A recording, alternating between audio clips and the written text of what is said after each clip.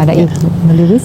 Terima kasih Presiden. Ini awal yang baik untuk transparansi komunikasi publik dari pemerintah. Mudah-mudahan bisa dilakukan secara reguler. Terima kasih juga Kopi Hambalangnya.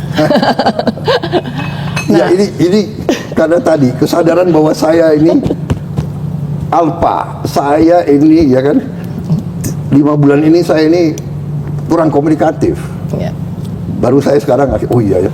Ya. Tolong saya mau bicara dialog langsung, silakan. Ya. Biarlah mereka tanya apa saja. Ya Ya. kan? Nah, jadi seperti tadi Pak Presiden katakan, dalam waktu 150 hari banyak sekali grande, program besar, grande yang di roll out hampir bersamaan. Dan ini juga menimbulkan kekagetan mungkin, karena wah dalam waktu 130 hari, seperti di buku, ada Danantara, ada MBG, ada segala macam. Sudah ada harga pupuk, kemudian pertanian, oke. Tapi 130 hari Presiden Prabowo juga diwarnai oleh demonstrasi. 22 Agustus, peringatan darurat, mahasiswa dan civil society mendemo karena parlemen pada saat itu melakukan upaya-upaya untuk menggagalkan merevisi putusan MK yang berkaitan dengan undang-undang pilkada. Sikap dari aparat masih abusif, termasuk juga demo berkaitan dengan pembahasan rancangan undang-undang TNI.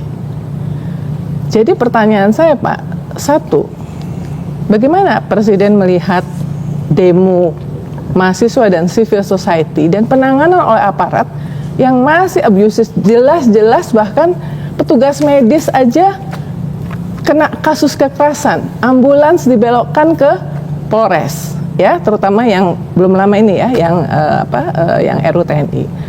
Kedua, apa sih urgensinya RUU TNI harus dibahas begitu cepat? Ini kan masuk proleg nasional 2025 18 Februari. 20 Maret itu sudah sidang paripurna. Jadi apa sebetulnya urgensi bahwa undang-undang TNI harus segera direvisi? Dan sampai hari ini Pak, in the spirit of accountability dan transparansi, sampai hari ini tidak ada yang bisa mengakses draft RUU TNI yang sudah disahkan di paripurna. Kan nanti 30 hari Presiden mesti tanda tangan ya, apakah akan ditanda tangan. Karena kekhawatirannya adalah yang disahkan, yang disetujui di paripurna, yang selama ini digembar-gemborkan pasal 7, pasal 47 ya, sama 53 kalau saya nggak salah ya.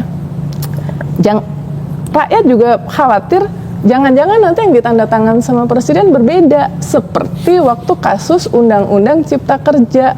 Apa yang disahkan di paripurna ketika jadi undang-undang itu ada pasal yang berbeda. Nah, jadi gimana Presiden melihat bahwa 150 hari ini juga diwarnai demo yang cukup besar, bahkan demo yang terakhir ada di 58 kota Pak, kota-kota kecil yang biasanya nggak ada demo, itu ada demo.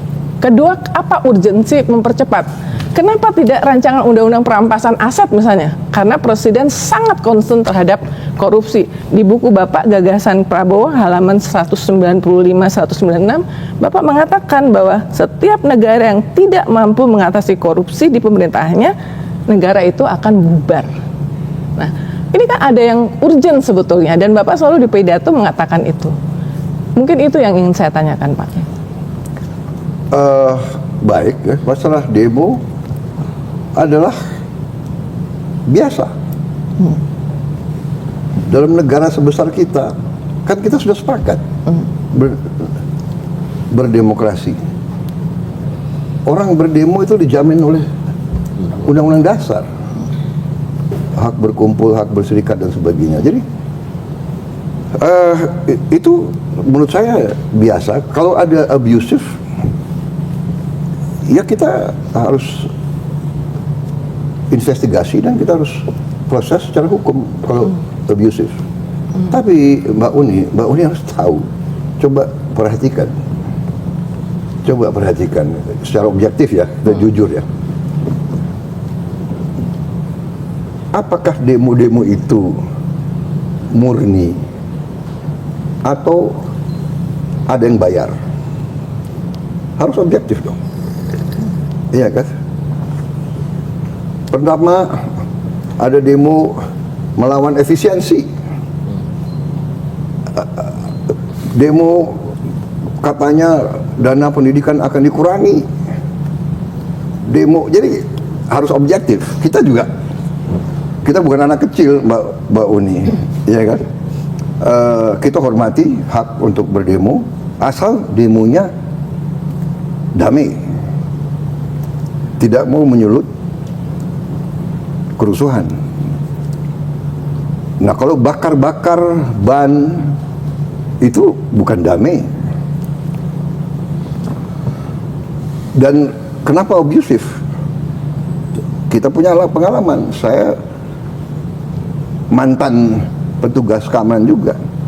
Kadang-kadang petugas dilempar plastik kencing. Kadang-kadang petugas dilempar plastik isinya kotoran manusia. Ya. Jadi selalu dalam pengelolaan suatu negara kita waspada.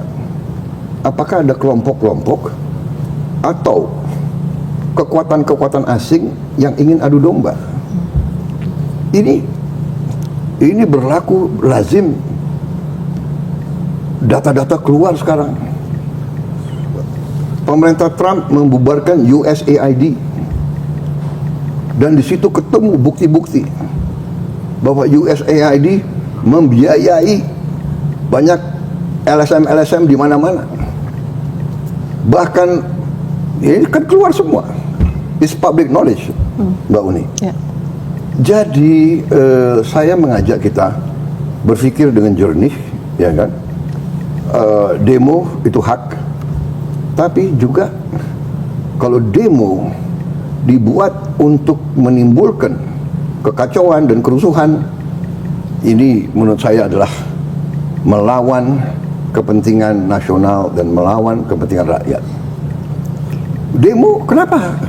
Bisa di London, di Amerika, di mana demo nggak usah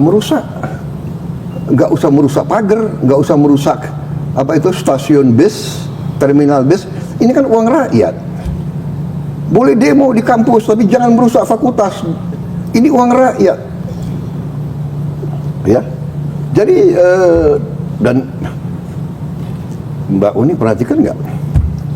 Petugas-petugas polisi kita sekarang tidak bersenjata. Ya, jadi masalah abusif oke. Catat. Tapi dalam Mbak Uni sendiri mengatakan berapa ratus demonstrasi, berapa kasus abusif. Ya, jadi saya paham dan saya tahu setiap institusi ada yang tidak beres. Ya, organisasi yang besar, ya kan, pasti ada yang namanya manusia, namanya kadang-kadang anak muda, emosi panas dan sebagainya. Tapi nggak ada niat dari pemerintah untuk menekan, untuk nggak ada. Untuk apa? Kita mau kerja untuk rakyat. Begitu ya, Mbak Uni. Tentang soal kenapa kok RUU TNI ini begitu dipercepat? RUU TNI dipercepat karena kita mengalami suatu fenomena dalam beberapa tahun itu, ya. Panglima TNI 1 tahun ganti, Kasat 1 tahun ganti, karena usianya habis. Waktu dia untuk karirnya begitu mau dipakai, usia habis. Di mana kita bisa punya suatu organisasi yang pemimpinnya ganti tiap tahun. Nah, di situ saya sebetulnya mengatakan, saya bilang, ini kalau tidak, ini berapa jenderal kita harus kita ganti sekarang. Jadi saya mohon kalau bisa, inti daripada RUU TNI ini sebetulnya hanya memperpanjang usia pensiun beberapa perwira tinggi. Gak ada niat TNI mau difungsi lagi, come on, ya kan? Nonsense itu saya katakan, tidak ada niat TNI Ya keluar dari politik. Coba buka sejarah. Di mana TNI keluar dari politik? Dalam sekian puluh tahun berapa? Ya waktu kejadian Dwi Fungsi ABRI itu, ya memang Bung Karno yang ajak ABRI masuk karena kondisi Indonesia diserang, diganggu, PRI di Permesta, DITI, RMS. Akhirnya Presiden waktu itu Bung Karno mengatakan darurat perang. Kita jangan lihat kondisi sekarang, kita lihat kondisi tahun 50-an gitu. Iya kan? Saya masih ingat, saya masih anak kecil dari Jakarta mau ke Puncak lewat Bogor, dihentikan di tengah jalan.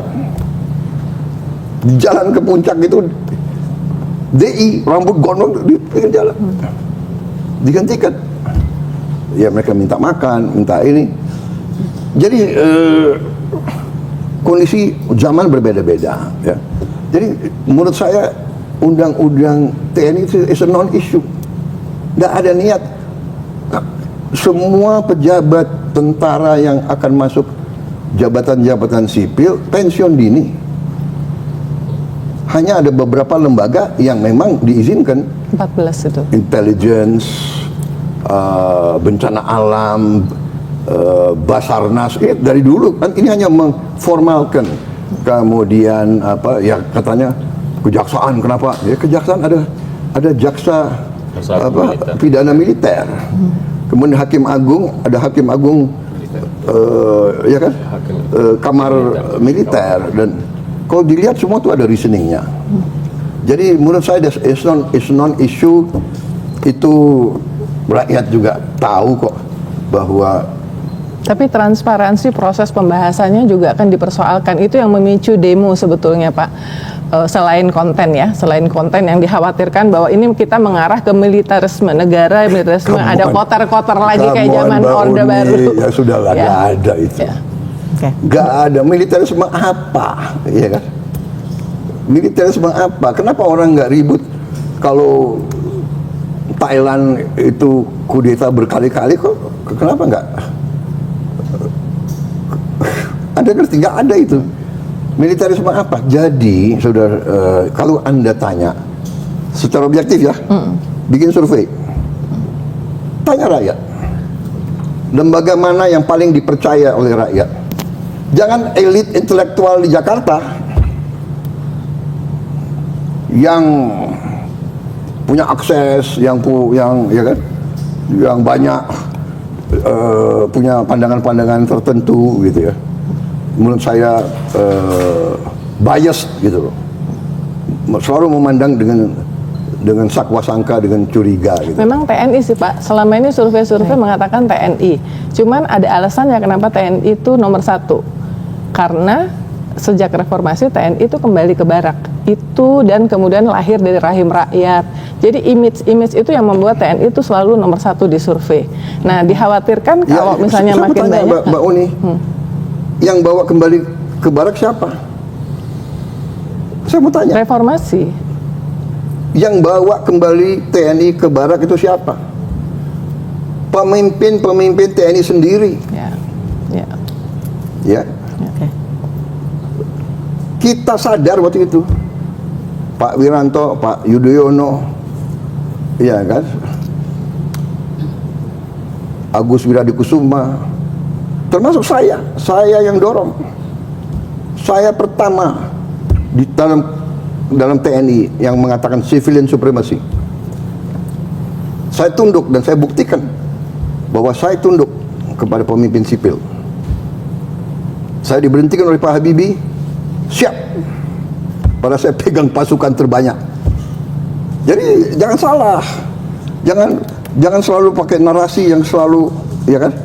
Menurut saya kita objektif, rakyat itu masih percaya sama TNI. Iya, baik. Karena apa? Tidak hanya itu.